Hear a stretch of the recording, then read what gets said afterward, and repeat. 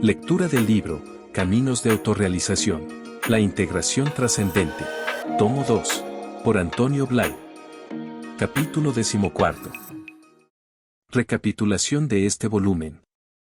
Intentaremos aquí una recapitulación de este segundo tomo, en el que hemos estado hablando de la realización a nivel vertical, de nuestra relación con lo trascendente. Lo que hemos estado hablando puede clasificarse en dos grandes apartados. Un grado. Dios como objeto y como objetivo. Dios es el nombre genérico que utilizamos, pero que puede ser sustituido por cualquier término que para nosotros simbolice esa intuición que tenemos de lo trascendente, de lo superior. Para nosotros, al principio, esa realidad trascendente es esa realidad que hemos situado allá lejos, algo que vemos posible, algo que está en el horizonte. Por tanto, es para nosotros un objeto de conocimiento, un objeto de búsqueda, un objeto con el que relacionarnos. Y por eso, a la vez que objeto, es también un objetivo a lograr. Para nosotros, esa realidad trascendente aparece bajo dos vertientes distintas, o bien como una verdad que se nos impone, una intuición, un conocimiento. O bien como una demanda de nuestra afectividad, una aspiración, es decir, un testimonio del corazón. Intuición de Dios. Consideremos primero lo que hemos apuntado acerca del conocimiento intuible de Dios. Hicimos una distinción genéricamente bajo este concepto de Dios. Pero es necesario, una vez más, concretar y darnos cuenta que ha de existir una distinción entre Dios como último ser trascendente y toda una serie posible de estados, superiores a nuestros estados superiores, que también solemos calificar con el nombre de Dios, pero que sería más conveniente denominar el campo de lo divino, de la divinidad. Entonces, en este campo de lo divino tiene lugar todo lo que son contactos, son seres, con fuerzas, con focos de conciencia y con estados, que no se refieren directamente a Dios como ser único y supremo, sino que son planos de nuestra manifestación, que, por el hecho de estar en un grado superior al nuestro actual de la conciencia, tendemos a verlo como lo superior, como lo trascendente. Esta distinción es importante, porque quizá gracias a ella cabe descubrir fenómenos distintos en nuestra conciencia de lo trascendente. Se habla muchas veces de fenómenos sobrenaturales, de apariciones de seres celestes, de mensajes de seres superiores. Y esto no solamente se cita dentro de la tradición católica, sino que en todas las tradiciones se describen sus propias apariciones, sus propios fenómenos, diversas interacciones, verificadas y comprobadas. Y esto podría muy bien atribuirse a este campo de la divinidad, donde existen seres más superiores, más evolucionados que el hombre normal. Es muy posible que tengan una acción sobre la vida del hombre, al igual que nosotros tenemos una acción sobre seres menos evolucionados que nosotros, es decir, los animales e incluso las plantas. Aspecto personal e impersonal de Dios. Otra distinción que hicimos es la de establecer una diferencia entre Dios como un ser personal y Dios como un ser impersonal. Como un ser personal, en cuanto que el Ser Supremo está dotado de una voluntad propia, de una inteligencia propia, y, por lo tanto, de un modo personal unificado de acción inteligente, de acción voluntaria. Como ser impersonal, en el sentido de que ese modo de ser es en un orden tan amplio, profundo y elevado, que esto desborda toda nuestra noción de limitación que atribuimos a lo personal, que desborda aquellas decisiones que nosotros podemos pedir a Dios como si se tratara de un ser personal humano aunque superior, al que podemos alegrar, entristecer, con quien podemos congraciarnos, a quien podemos hacer cambiar de opinión, cuando en realidad Dios está más allá de todo esto. Dios, en este sentido, es un principio absoluto de voluntad, de amor, de inteligencia y de poder, que está todo él en expresión, y nuestra capacidad de sintonía con él dependerá de las condiciones correctas que nosotros compramos para esta sintonía.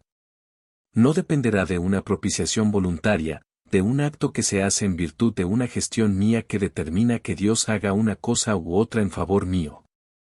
Nosotros podemos llegar a ese contacto y a esa apertura con Dios en la medida que desarrollemos unos requisitos para ello. En este sentido, Dios actúa para nosotros como un principio, y como una persona en el sentido limitado del término. ¿Qué relación hay entre lo absoluto y lo relativo? Estuvimos viendo también una distinción más sutil: ¿en qué sentido se puede hablar de una posible relación entre lo absoluto y lo relativo? Lo absoluto, por el hecho de ser absoluto, excluye cualquier otra cosa. Entonces, lo relativo o lo manifestado no es aparte de lo absoluto, no forman dos tipos de seres, dos unidades distintas, que pueden ponerse en relación, sino que la misma naturaleza de lo absoluto es lo único que hace ser y existir, en todos los aspectos, a ese ser manifestado dentro de lo absoluto. Por tanto, la relación entre el ser absoluto y el relativo no es como la que normalmente entendemos entre un ser relativo y otro ser relativo, no es una relación entre dos. O bien el absoluto lo entendemos como absoluto, y entonces ello excluye toda idea de relativo, o bien entendemos como punto de referencia lo relativo, y entonces el punto de relación no es el absoluto, sino otro relativo. Esto es difícil de captar con facilidad. El hecho es que, a medida que uno trabaja y se abre más y va creciendo en experiencia, uno descubre que todo el proceso consiste en hacer desaparecer nuestra conciencia de lo relativo, para que pueda así expresarse en nosotros la conciencia de lo absoluto. Si se capta un poco esta expresión, entonces se entenderá lo que decíamos de la relación de lo relativo y lo absoluto. Dios es el ser absoluto. Así, pues, dentro de estas explicaciones o aclaraciones previas, cuando queremos dirigir nuestra intuición hacia ese objeto que es el ser absoluto, vemos en primer lugar que es el ser absoluto. Como ser absoluto, quiere decir que es toda la realidad, que todo ser que es el absoluto. Y, por el hecho de ser absoluto y absoluto ser, no hay ningún otro modo de ser ni de existir. Por lo tanto, quiere decir que, en la medida que nosotros intuyamos una noción de realidad en cualquier cosa o persona, en cualquier objeto o fenómeno, esto únicamente puede ser una expresión de lo absoluto. Es decir, mi noción de ser es una noción parcial de la única noción absoluta de ser. En este sentido, vemos pues que no podemos hablar de distinciones de seres nada más que en nuestro modo relativo de conocer. Por lo que se refiere a Dios, cuando queremos conocer su naturaleza, descubrimos que estamos viendo, que estamos teniendo una noción fragmentaria de Dios en la realidad que intuimos en todo lo que existe. Obsérvese bien que lo que decimos no es que estemos viendo una parcela de la noción de realidad de Dios, sino que nuestra noción de realidad que tenemos de las cosas es una intuición parcial de la realidad única. Lo cual es algo muy distinto. Dios es la presencia absoluta. Dios es la presencia absoluta. La presencia absoluta quiere decir que todo lo que para nosotros es aparente, en cualquier aspecto, todo lo que percibimos, solamente puede ser una expresión de lo único que lo es todo, que es presencia absoluta. Y no hay absolutamente nada, ni puede haber nada que esté al margen, separado, distinto de esa presencia absoluta. Por lo tanto, absolutamente todo aquello que percibimos mediante cualquier modo de percepción no es otra cosa que un modo de percibir la única presencia, el absoluto. Dios es el poder. Dios es el poder, la omnipotencia, la única potencia. Por lo tanto, quiere decir que, por el hecho de ser potencia absoluta, cualquier manifestación de potencia en todas sus modalidades, energía, fuerza, cualquiera que sea la forma de la energía o de la fuerza, no son una energía o una fuerza aparte, al margen de la omnipotencia. Omnipotencia quiere decir que es absolutamente la única potencia existente. Por lo tanto, toda energía o fuerza que vemos o percibimos en nosotros, o fuera de nosotros, no es otra cosa que una conciencia parcial de la única potencia. Dios es la verdad. Dios es la inteligencia, es la verdad.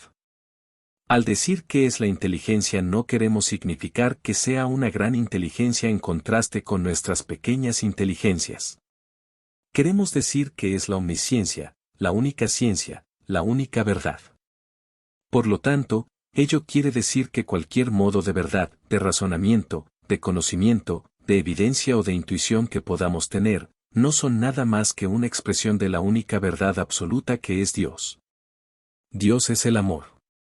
Dios es el amor, es la belleza, la felicidad absoluta, lo cual quiere decir que no hay otro amor, que no es posible que exista ningún amor en grado ninguno, aparte del único amor absoluto. Significa que no es posible que exista cualquier belleza o armonía aparte de la única belleza y armonía, como no puede existir otro modo de bienestar, de felicidad, aparte de la felicidad absoluta. Por lo tanto, toda belleza, todo amor, armonía o felicidad que percibimos o vivimos es una conciencia parcial del único amor, de la única belleza, de la única felicidad.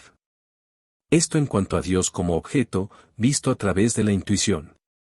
Dios, además de esto, no es un objeto aparte, lejano, un objeto al que hay que acercarse, al que hay que alcanzar como si se tratara de la cima de una montaña a la que se sube con dificultades, con riesgos. A Dios lo concebimos como un ser totalmente en acto, totalmente manifestado, totalmente expresado, totalmente don, totalmente dado en sí mismo. Esta donación, esta expresión total de sí mismo, al mismo tiempo que es la única dificultad que existe para que nosotros podamos llegar a esa concienciación plena y definitiva, reside en nosotros. Dios se expresa en todo, Dios está queriendo ser realizado a través de todo cuanto existe, y esta realización total que se realiza a través del tiempo en nosotros depende de Dios expresándose como persona, de Dios expresándose como conciencia humana. Esta conciencia humana que nosotros vivimos en nombre propio es la expresión de Dios y es la que es variable. Esta conciencia humana es la que depende, la que está aparentemente en nuestras manos y la que nosotros podemos manejar para abrir el camino, para levantar el telón que nos separa de ese Dios central en expresión. Por lo tanto, Dios está ya queriendo ser plenamente realizado. Y nosotros estamos llevando dentro nuestro una respuesta adecuada para que se produzca la expresión total en la conciencia de lo personal. Aspiración hacia Dios. Además de lo que nos dice esta intuición, tenemos también en nosotros el testimonio que nos ofrece el corazón. El corazón nos pide una plenitud, una felicidad, un amor real, un amor definitivo, un amor eterno, que intuimos como lo único de valor, como lo único que puede darnos la felicidad. Y esa demanda de amor, de belleza, de perfección, se traduce en nosotros en forma de aspiración. Aquí es donde conviene observar brevemente dos aspectos. La aspiración es algo magnífico en la medida en que es el síntoma de que, interiormente, algo está empujando para ser expresado, de que lo superior está empujando para abrirse camino y llegar a ocupar totalmente nuestra personalidad. En esta medida, la aspiración es totalmente positiva, significativa.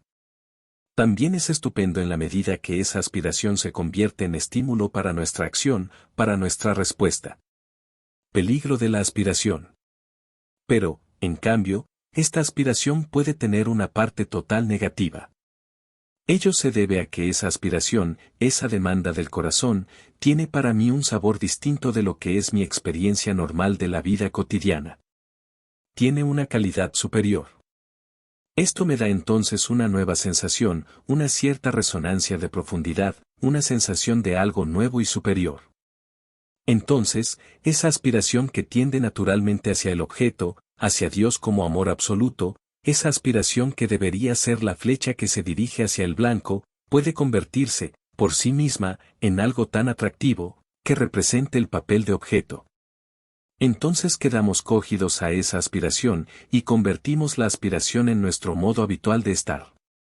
Y, así, en lugar de seguir la dinámica de la aspiración, que se dirige hacia el objeto, nos quedamos simplemente columpiados, apoyados, balanceados en esta nueva impresión, en esta dulce y nueva impresión de esa demanda superior que hay en nosotros.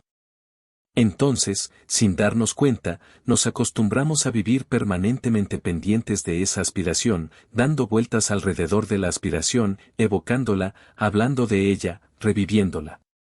Y cuanto más hablamos y más giramos alrededor de la aspiración, más la aspiración nos separa del objeto.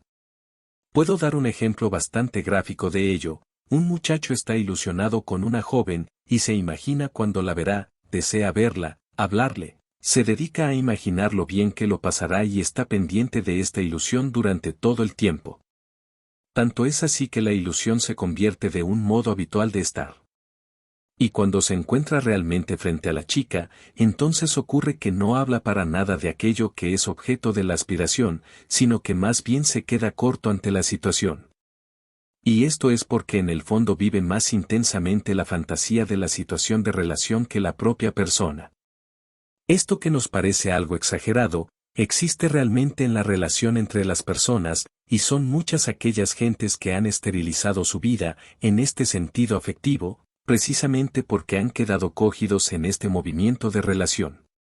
Volviendo al terreno de la relación con Dios, puede ocurrir que esta aspiración y el modo de girar alrededor de la aspiración se convierta precisamente en mi dificultad principal para llegar hasta Él. Y si esta aspiración se traduce en unas formas y unas prácticas religiosas, entonces será esta religión la que me separará de Dios. Necesidad de un enfrentamiento directo.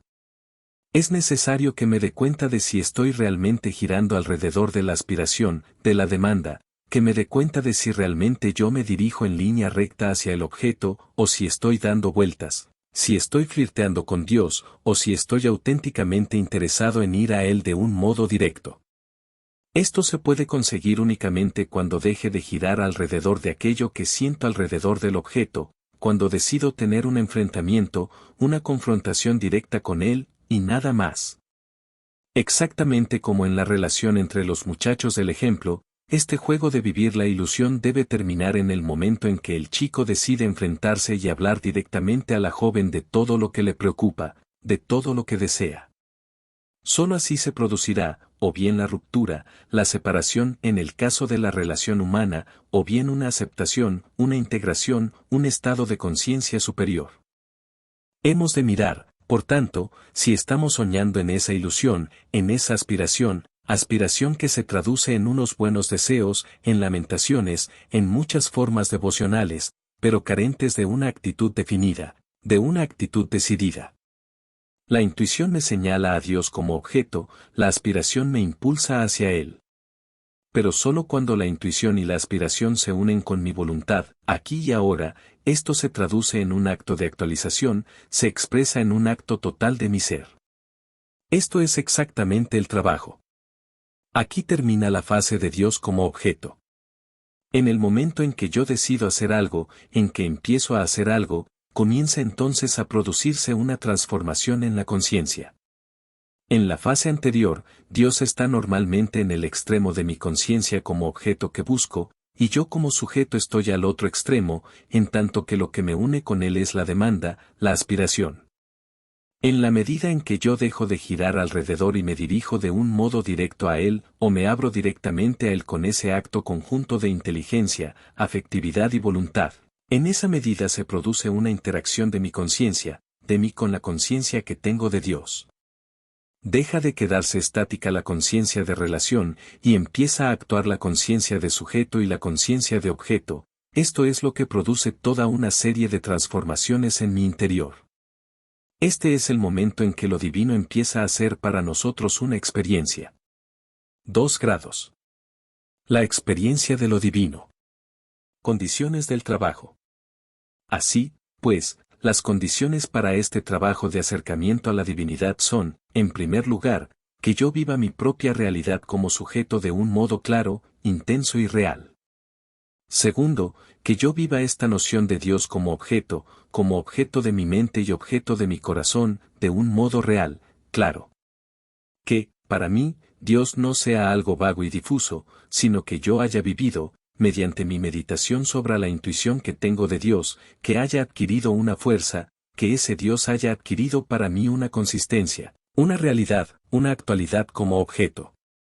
Entonces, esta conciencia de yo, lo más profunda posible, y esta conciencia de realidad de Dios, se vivan, se realicen simultáneamente.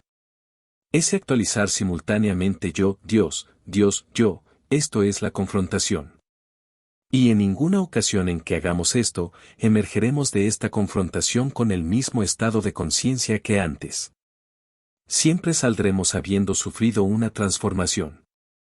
Esta confrontación tengo que aprender a trabajarla, porque es algo que no puede conseguirse de repente. Si fuera así, ya estaría todo hecho. He de trabajarla, en primer lugar, con lo que son los momentos especiales dedicados a mi relación personal con Dios, los momentos de oración. Que mi oración sea la expresión de este enfrentamiento sincero, que sea una expresión sincera de mi frente a la conciencia que tengo de Dios. Y, después, sea seguida del silencio total, de esa receptividad de Dios que intuyo presente y real. Y luego están aquellos ejercicios especiales que uno puede ejecutar para actualizar más esa conciencia de yo y esa conciencia de lo divino, como pueden ser entrenamientos en un centro especial. Este entrenamiento es el que se ha de mantener también cuando, durante el día, yo me aplico a la práctica de la presencia de Dios constante. Esta es una práctica de la que hemos hablado, pero hemos de insistir en ella. La práctica de la presencia de Dios es la prolongación natural de mis momentos de silencio y de oración. Los momentos de silencio y de oración no son nada más que momentos dedicados totalmente a la penetración, a la toma de conciencia de esta realidad. Entonces, esta noción de yo, de presencia de yo mismo y presencia de yo mismo y presencia de Dios al mismo tiempo, es algo que se va a prolongar durante todo el día. El estado de conciencia que se consigue en la oración y en el silencio de la mañana es el que se ha de prolongar durante todo el día, y el que se ha de renovar en diversos momentos a lo largo del día, haciendo pequeños paréntesis de tales minutos de aislamiento, en los que yo trataré de renovar esa conciencia total y plena de yo y Dios aquí y ahora, totalmente. Está también la conciencia en la que nos hemos de mantener cuando practicamos la expresión de Dios en nosotros. Esta práctica tiene tres formas de manifestarse. Primera. Dios como energía única que se expresa en mí, en todas mis modalidades de energía. Cuando estoy haciendo un movimiento físico, un proceso de recuperación de energía, cuando estoy enfermo y quiero recuperarme, cuando estoy haciendo un esfuerzo moral o un esfuerzo en el sentido que sea, cualquier manifestación de energía o de fuerza es una expresión de la única potencia que es Dios. Por lo tanto, he de aprender a abrirme a la verdadera fuente de esta energía que se expresa en mí. He de aprender a centrarme en una fuente que es Dios e ir viendo y visualizando cómo Dios desde arriba es la fuente que me va dando la energía que estoy expresando a través de mi cuerpo, de mi afectividad, de mi mente. Segunda. Ello ocurre también con todo lo que es manifestación de la inteligencia. Cuando tengo que comprender cualquier cosa, cualquier problema, he de aprender a abrirme a lo que es la única verdad, y, por un lado, mantener mi atención claramente sobre los datos, sobre la situación objetiva y externa que exige mi respuesta. Por otro lado, he de estar abierto al nivel desde donde viene toda respuesta. La respuesta está ya ahí, y, para adecuar la verdad total a la demanda parcial que se está haciendo, lo único que se necesita es mi conciencia. Cualquier verdad que yo deseo saber no es nada más que una pequeña sección de la única verdad, es decir, es aquella única verdad, en relación con tales datos y no con otros. En este sentido, cuanto más aprenda yo a estar abierto a la intuición que me viene de arriba, más mi verdad será auténtica, instantánea, y no trataré de fabricar una verdad con mi proceso cerebral, que debería ser automático. No trataré de sustituir este descenso de la verdad con algo de propia fabricación. Toda fabricación propia es, en este sentido, deficiente. Ya lo dijimos con anterioridad, nuestra mente necesita ser ejercitada, desarrollada, para que sirva de instrumento eficaz de transmisión. Una vez que está ejercitada, la mente ha de hacer la función de recogida de datos y de mecanismos de relación, de mecanismo de expresión. Así, pues, su papel será el de una vía de paso, un canal de transmisión. Tercera. Esto se expresa también en todo lo que es afectividad, amor. Por lo tanto, yo tengo que aprender a descubrir que todo amor, todo gozo, toda felicidad, todo bien, sea cual sea, procede de esta única fuente que es Dios como felicidad, como amor. Por lo tanto, yo he de aprender a abrirme a Dios como fuente de cada uno de mis estados. En cambio, yo estoy ahora viviendo mis estados como algo aparte de Dios, y eso está fortificando las reglas dentro de mi conciencia. Después, yo me esforzaré a abrirme a la conciencia de Dios, en decir que Dios es muy bueno, que es la fuente de la felicidad, pero, en realidad, estaré buscando mis felicidades personales, quiero vivirlas en nombre propio. sin relación alguna con la fuente absoluta. Y esto es infantil. Hemos de aprender a vivir cada cosa grande o pequeña, desde la fuente, abiertos a la fuente de donde procede absolutamente todo. Lo trascendente y el mundo exterior. 1. En las personas. Hemos dicho también que esta toma de conciencia de la divinidad hemos de hacerla, no solo durante este triple proceso de energía, inteligencia y amor, sino que hemos de aprender también a realizarla en lo otro, en lo exterior. Lo exterior está hecho, en primer lugar, de personas. Hemos dicho que cada persona es una expresión de la divinidad, como lo soy yo, y que yo he de aprender a ver en las personas una expresión de Dios, que no he de detenerme solo en las imágenes que las personas me producen, que, sobre todo, no he de confundir las cualidades que yo percibo en las personas como siendo propias de las personas.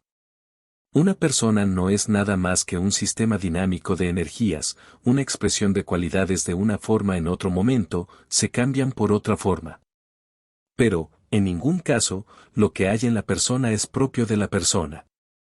La persona es el modo como aparece a nuestra conciencia, un modo dinámico de la divinidad, una expresión de la divinidad a todos los niveles. Por lo tanto, es imposible que la persona exprese cualidades muy primarias, elementales, primitivas, que nosotros calificamos como malas. Si aquello es expresión de la divinidad, como lo son las cualidades que llamamos superiores, todo es expresión de la divinidad y todo es expresión dinámica. O sea que la persona no tiene en propiedad nada de lo que le queremos atribuir. No han de ser las cualidades lo que nos haga enamorarnos de las personas, sino la fuente de esas cualidades. Las cualidades de la persona son testimonio viviente de la única cualidad. La belleza de las rosas es la belleza de Dios que se expresa durante unos momentos en la belleza de la rosa, la gracia del niño pequeño es la gracia de la divinidad que se expresa mediante la forma de niño. La forma es cambiante, todo es cambiante en el universo. La gracia que se expresa en aquel momento y en aquellas estructuras biológicas son también divinas, y el conjunto de todo ello nos da un niño pequeño, con su inconsciencia, con su espontaneidad, con su gracia. Pero nada le corresponde propiamente al niño, todo es un proceso dinámico. En el momento en que yo atribuyo la gracia al niño, voy a querer retener esta gracia, voy a querer inmovilizar a ese niño para que no pierda su gracia, voy a estar esperando constantemente una y otra vez la misma gracia. Es decir, que voy a intentar inmovilizar lo que es puro movimiento. Pero el niño crece, y aquella gracia desaparece, para transformarse en otra gracia muy distinta. Entonces yo tengo la sensación de que he perdido algo.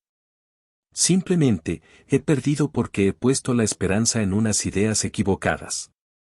Los seres que yo amo no tienen ninguna cualidad en nombre propio. Lo que yo amo en ellos es lo amable, lo cual es expresión de lo único amable, que es el absoluto. En el momento en que confundo lo amable con una forma determinada, con un nombre concreto, estoy pretendiendo aislar la cualidad de su propia naturaleza, de Dios. Y esto se traduce siempre en dolor, en desengaño, en desilusión. Por el contrario, cuando aprendo a vivir la gracia que se expresa, las cualidades que se expresan como algo que es expresión de Dios, como algo que está en juego, en movimiento, entonces sí amaré con mayor intensidad que antes, apreciaré más que antes todo lo que hay en las personas, pero sin identificarme, sin confundirme, sin depender nunca de estas personas. Y cuanto más admire la belleza, el amor, más me acercaré a la gente, más yo seré libre, y más dejaré a la otra persona que sea libre ella misma. Inversamente, si confundo la cualidad con la persona, yo quiero entonces depender de la persona y privo a la persona de su propia libertad, porque le estoy exigiendo que sea de un modo, y no de otro. La mayor parte de los problemas que se plantean en la convivencia familiar proceden de esto. Entre marido y mujer, entre padre e hijos, siempre se plantea el problema del cómo yo desearía que fuera, del cómo me gustaría que fuera, siempre estoy pidiendo, exigiendo, que sea de un modo determinado. Y la otra persona sigue su propia evolución, su rumbo, y esto me causa un desengaño. La culpa es de mi error inicial, al pretender que una persona sea de un modo determinado. Los modos de ser hacen que una persona sea, no una persona ha de tener un modo de ser. El modo de ser es la expresión dinámica de la manifestación, y esos modos de ser que están en cambio constante, en evolución constante aparecen en todo momento como una personalidad. Y soy yo quien pretende modificar ese movimiento natural, soy yo quien pretende que las cosas sean de un modo, y no de otro. He de adquirir esta noción de lo divino a través de esta manifestación dinámica de todo lo que existe.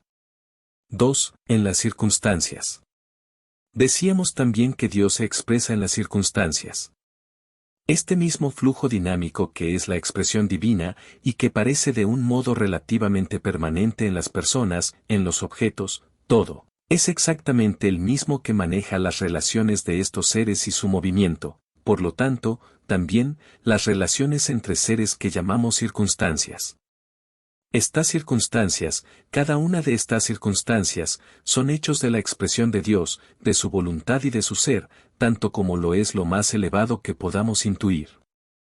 Hemos de aprender a discernir este lenguaje de Dios a través de las circunstancias, hemos de aprender a discernir la significación que hay, su sentido.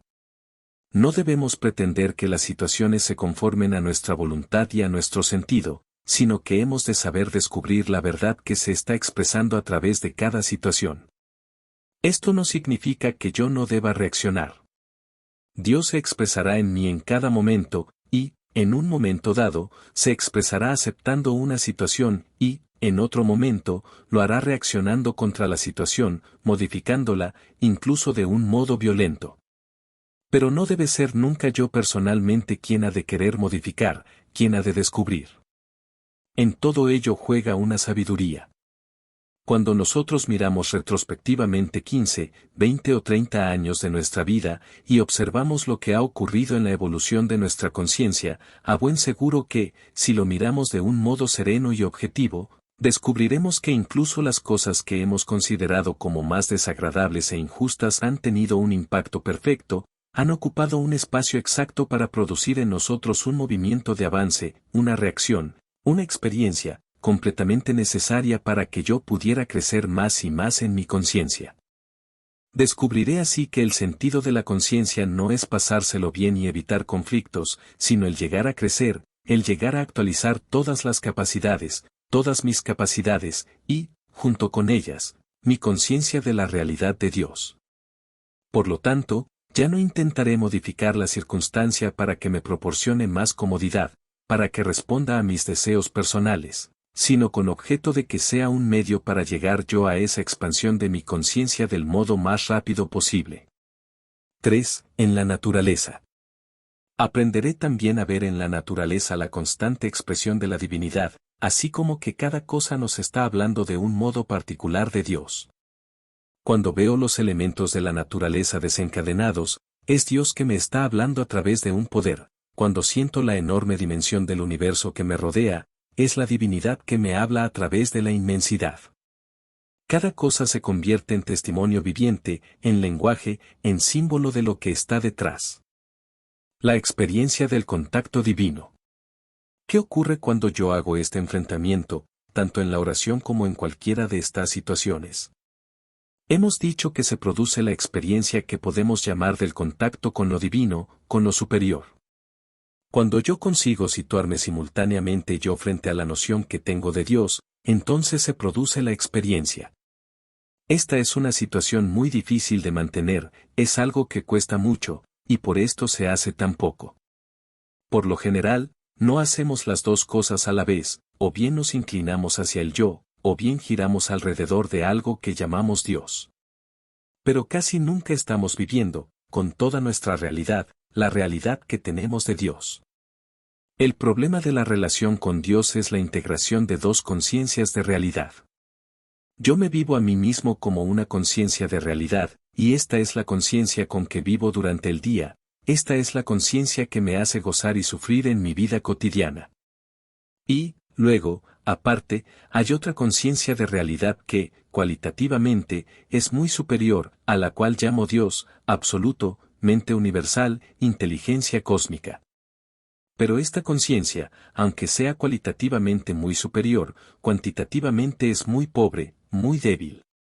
El problema de la integración está en que yo consiga integrar mi conciencia de realidad con la conciencia de realidad que tengo de lo otro. Hay una realidad, pero muchos modos de conciencia. Mi conciencia funciona de un modo fragmentario. Algo que vivo como real lo llamo yo, algo que vivo como real lo llamo Dios. Cuando yo enfrento una cosa con la otra, entonces se vive un acontecimiento extraordinario, se vive esto como un acto único, y, poco a poco, esta conciencia, que era dual, empieza a fusionarse. Por el momento, el contacto real, efectivo, de mí mismo con Dios me produce un estado determinado. Ese estado es una forma de paz y un silencio, no la paz y el silencio que puedo producir por mí mismo descansando, callando o apretando e inmovilizando mis mecanismos personales, sino una paz y un silencio de una calidad y una envergadura enormemente superior a todo lo que soy capaz de producir por mí mismo en mi vida cotidiana. Es algo que nos viene, algo que se distingue como único. Esto puede venir en forma de gozo, de felicidad, de alegría, como unas olas interiores que me vienen, al principio, suaves, pero que son de una gran calidad, de una gran altura. También aquí se produce clarísimamente una distinción en la calidad entre lo que puede producir el vivir cotidiano y aquello que me viene de arriba. Esa experiencia puede venir en forma de claridad excepcional, de claridad mental, de discernimiento. Puedo ver de repente las cosas tal como son, como si, para mi mente, las cosas se hubieran convertido en algo transparente, y no tuviera que buscar, que hurgar, dentro de las cosas para ver cómo son ni qué son, sino que la verdad está ahí mostrándose simplemente. Se aclara el panorama, se aclara la comprensión, y se produce una vivencia nueva, muy superior a todo mi pobre razonamiento, a todo mi pobre filosofar. Y, por último, puede venir en forma de fuerza, de poder, de una capacidad reactiva, de un empuje interior que tiene como característica la de ser totalmente independiente de todas las circunstancias externas.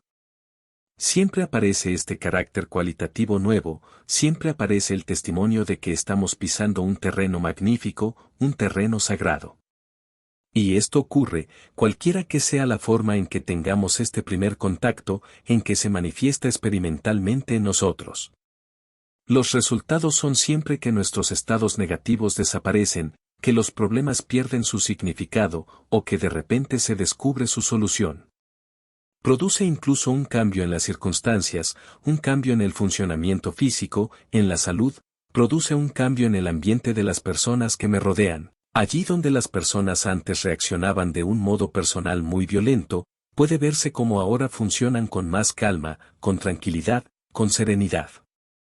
Así pues, aquí hay unos síntomas externos que nos dan testimonio de que no se trata de una impresión meramente subjetiva, sino que es algo que afecta al exterior de nosotros. Aquí es ya cuando podemos empezar a hablar de vida espiritual. Hasta que no se tiene ese contacto, este principio de experiencia, no podemos hablar de vida espiritual. Podemos hablar de deseos, de aspiraciones, de intuiciones, pero no de vida espiritual. Vida quiere decir experiencia. Y hasta que no haya experimentación, hasta que no haya una experiencia real vivida de un modo superior, no se puede hablar de vida superior. La experiencia de la unión. A medida que uno practica esto más y más, a medida que uno lo ejercita, se va renovando la práctica de la oración, la práctica del silencio, la práctica de la presencia de Dios, la práctica de la toma de conciencia de Dios actuando a través de mí y a través de lo otro. Entonces experimento cómo esa conciencia que tenía de yo, Dios, yo, va desapareciendo y quedando sustituida por una conciencia única de algo maravilloso, de algo magnífico, de algo a lo que no podemos llamar ni él ni yo. Simplemente decimos que eso está ahí, que eso se manifiesta. Yo no puedo darle el nombre ni de yo ni de él. No es un problema de objeto o sujeto, es simplemente una experiencia que se está manifestando en mí. Uno va descubriendo que esta experiencia lo llena todo, que la vida va cambiando totalmente de polaridad, de signo, que se va iluminando, y que, al iluminarse nuestra vida interior, descubrimos la luz que hay en el exterior. Así pues, todo se ilumina. Poco a poco, ese campo único que incluye Dios, yo va uniendo Dios, yo, mundo, y mi vida se va convirtiendo en una interacción, en una respuesta, estoy viviendo continuamente a Dios expresándose a través de mí, a Dios expresándose a través de lo otro. A través de esa interacción de Dios en mí y Dios en lo otro, se produce Dios siendo en el silencio. Cada vez vamos descubriendo nuevos matices, nuevos estados, nuevas profundidades de conciencia de ser, de realidad, de felicidad. Llega un momento en que esa conciencia ya no se puede separar de otra cosa. Es la unión, la fusión, la interacción entre lo superior y lo inferior, entre lo personal y lo suprapersonal. Rasgos característicos de esta experiencia es que la persona vive cada vez menos lo personal, que cada vez aumenta más su capacidad de acción, de eficiencia, de irradiación, de comunicación. Y esto es porque su vida se convierte en una expresión constante de lo que es. La persona puede seguir teniendo muchas debilidades, muchos defectos personales, muchas enfermedades, puede estar sujeto a muchos errores, porque su modo de funcionar no depende solo de esa presencia divina, sino también del adiestramiento de sus mecanismos, de la educación de sus instrumentos. Pero la persona vive las cosas dándose cuenta de que lo importante es la cosa, nunca el sujeto. Así como antes solía vivir las situaciones en la medida en que le eran buenas, en que la afirmaban o la negaban, esto va, poco a poco, desapareciendo, pasando a ser lo importante la cosa en sí. Y la cosa en sí quiere decir lo que sucede, porque lo que sucede es lo de dentro y lo de fuera. Ambas cosas son una sola cosa. Cuando esto llega a su culminación, la vida se convierte en un éxtasis, en una revelación constante, en un crecimiento constante en esta única realidad. La vida se convierte en una constante expresión de esa plenitud en nosotros. Y lo curioso es que entonces descubrimos que siempre lo ha sido, incluso en aquello que veíamos como algo extraño, como un mundo aparte. Descubrimos que, desde el comienzo, todo es una expresión constante de esa plenitud, de esta felicidad.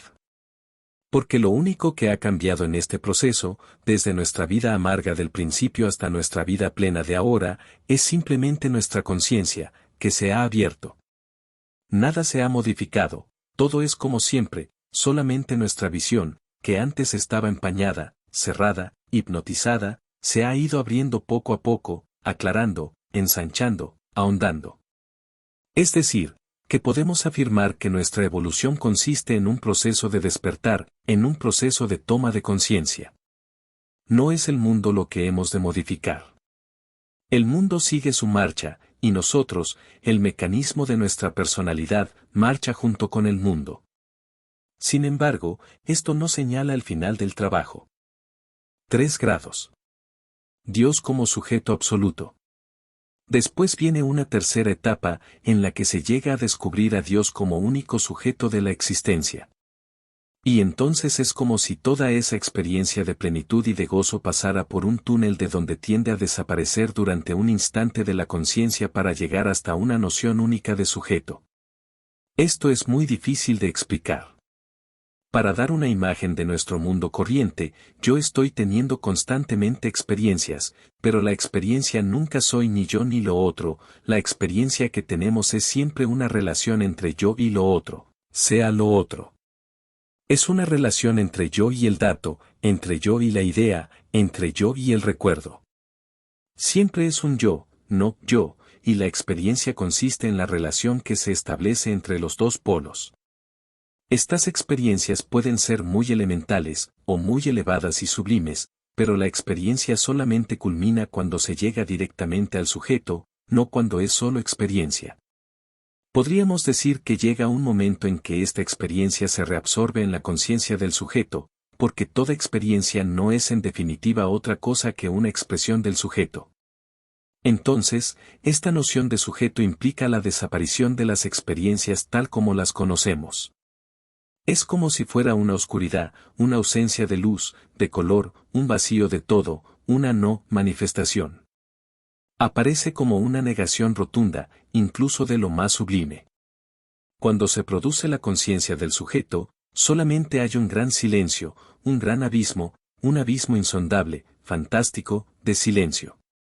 Pero es un abismo de silencio que es todo aquello que es en la manifestación, pero de un modo completamente distinto. No puedo decir aquí grandes cosas sobre esto, sino, simplemente, señalar que estas experiencias están ahí, y que, en definitiva, la experiencia en sí es la ausencia de experiencia, es el silencio, porque todo se reabsorbe en la noción de sujeto, sin posibilidad de explicitación de ninguna clase. Pero lo mejor será que nos quedemos con esa conciencia intuitiva que indicamos del ser, de la pura realidad, del puro absoluto. Que nos quedemos con la conciencia del ser no manifestado, del no ser, que utilicemos el nombre que queramos, pero que acabemos simplemente en silencio esto. Preguntas. Entonces, si todo es expresión de la divinidad, ¿qué ocurre con el pecado? Respuesta. El pecado no es nada más que cuando la persona, teniendo una capacidad de conciencia determinada, se inclina hacia la de un nivel inferior, pudiendo determinarse por un nivel superior de un modo consciente y voluntario. Si no puede hacerlo de un modo consciente y voluntario, no hay responsabilidad. Al decir que todo lo que existe es expresión de la divinidad, no queremos decir que todo sea de naturaleza angélica, porque también los gusanos y los minerales son expresión de la divinidad, también el hombre de la selva o el más primitivo son expresión de la divinidad. La divinidad se expresa a través de toda la gama de seres y de niveles de seres. Esto ya lo explicamos anteriormente. Así, pues, creo que el trabajo queda explicado de un modo bastante concreto. Toda persona que sienta una aspiración, sea cual sea el nombre que le demos a algo superior, a Dios, puede hacer esto que hemos estado explicando. Nadie debe hacerlo simplemente porque otra persona se lo recomiende.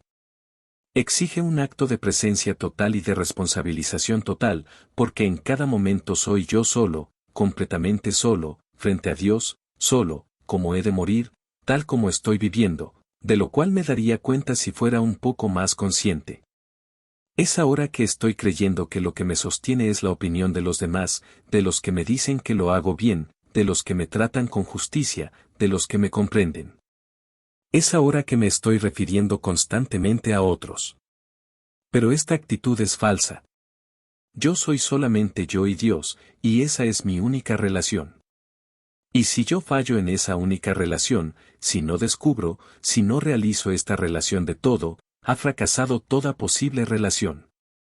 Mi vida será una sucesión de desengaños y de dolores, por lo que podré hacerme la víctima y lamentarme y desesperarme, pero hasta que no consiga volver a recuperar esa capacidad de sintonizarme, esa intuición de Dios y de mí mismo, yo no habré empezado a vivir de veras.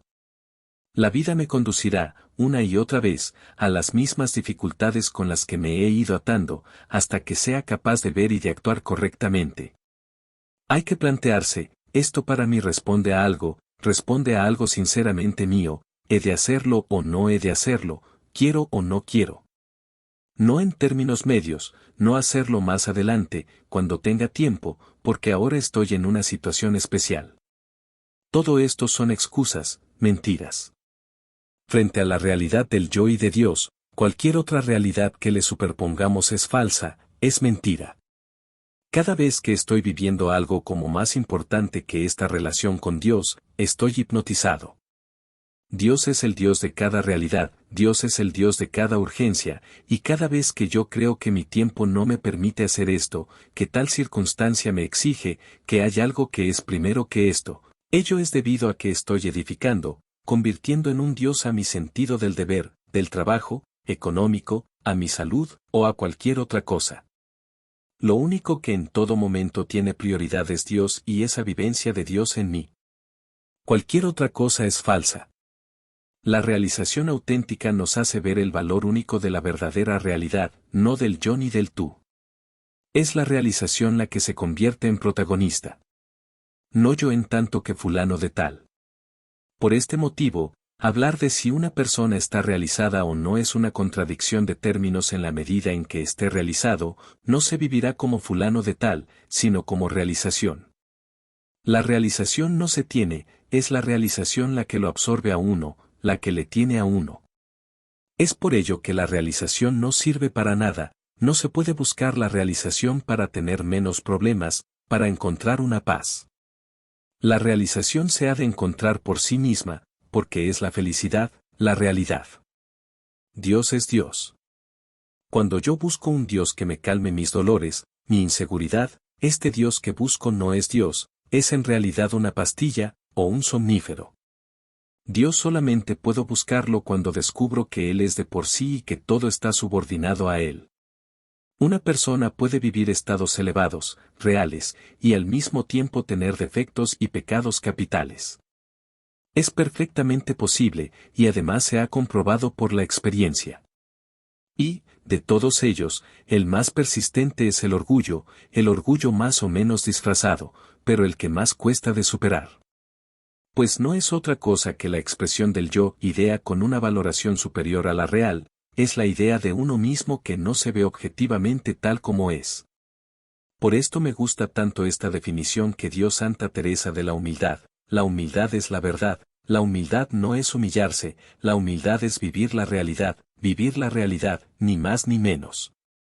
Los problemas que guardan relación con un rasgo excesivamente acusado, por ejemplo, como en el caso de la sexualidad, no consisten en tener una actividad sexual más o menos excesiva, sino en estar identificado con ella. En la medida en que se está identificado con ella, aquello es defecto de realización, ausencia de realización en aquel sector. Por tanto, una persona puede haber alcanzado realización y tener una actividad sexual notable. Es, tal vez, para un código social o moral que esto aparecerá como algo no moral, pero esto no necesariamente es incorrecto a un nivel más profundo. Depende de la motivación de la persona. Es falso creer que una persona realizada tiene que acomodarse necesariamente a los estándares de moralidad. Suele hacerlo, pero no es algo necesario. El mismo San Pablo dice que, el justo es ya su propia ley. Él está por encima de la ley positiva existe para la persona para quien Dios es objeto. Por tanto, la voluntad de Dios es una voluntad objetiva, en este sentido, hay un derecho objetivo, positivo, que obliga moralmente, en la medida en que yo acepto eso. Pero en la medida que nuestra experiencia de la divinidad es ya algo intrínseco en uno mismo, en esta medida no es la ley objetiva lo que ha de motivar, sino la voluntad de Dios en mí, para utilizar la terminología cristiana. La persona tiene unos mecanismos naturales en su ser biológico que necesitan un ejercitamiento de unas funciones, pero ello debe hacerse porque es una necesidad biológica, no porque se esté identificado con ello. Puede ser que haya personas que consigan unas cualidades maravillosas, una realización, pero que estén buscando una autodivinación, que haya en ellos una egolatría, una adoración del yo personal, o en los que persista todavía el yo idea. Si uno actúa de acuerdo con aquella parte que ve del absoluto, ¿comete una falta?